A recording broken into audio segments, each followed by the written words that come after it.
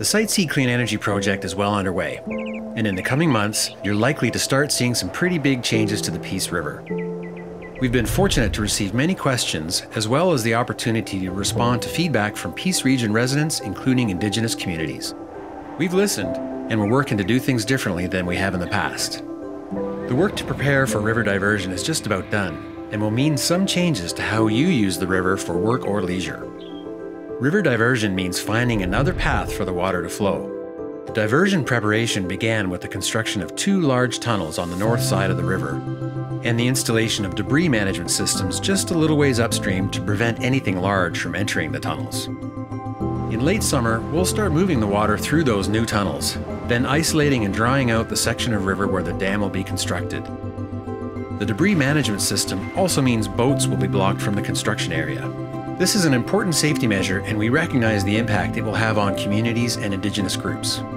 To assist river users, we're providing a seasonal portage program to move non-motorized vessels past the dam site by truck. River diversion will result in the creation of a head pond that can stretch from the dam site several kilometers up the Peace River.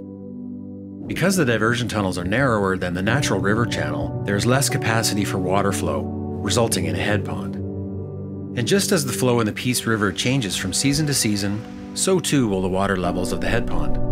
During the 3-year life of the head pond, water levels are expected to rise by about 2 meters on average, and perhaps a bit more during winter months or large summer rainstorms, as shown here. The rainstorm that could cause this is substantial and rare, and might only happen once during the 3-year life of the head pond, if at all, and it would only last a few days. We're able to keep a handle on river flow from our other dam facilities further upstream to help mitigate these large changes. We've worked hard to minimize the impacts to fish and wildlife. Our teams have already been clearing vegetation from these areas, making them a less desirable place for wildlife to call home.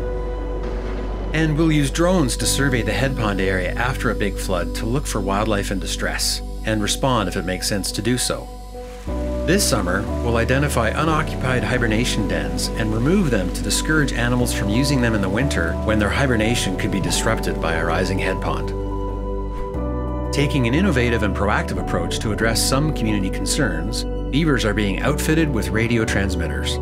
This valuable tracking information will provide us with a better understanding of how they may be affected by the head pond. Fish will also need a little help during this time.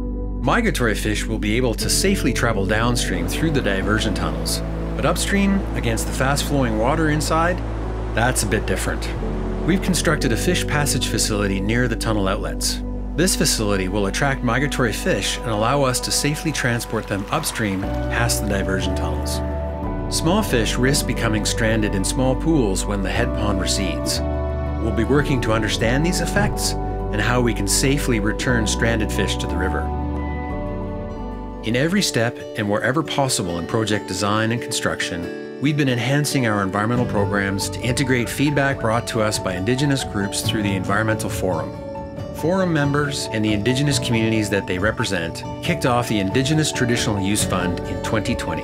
This $8 million program is accessible to the 13 Indigenous groups impacted by Site C to implement projects for the enhancement of fish and wildlife habitat and traditional use sites. The creation of the head pond and eventual reservoir brings permanent change to the river valley, impacting culturally significant sites for Indigenous peoples. To help mitigate the impacts, we've created the Culture and Heritage Resources Committee to advise on how we manage adverse impacts to cultural resources.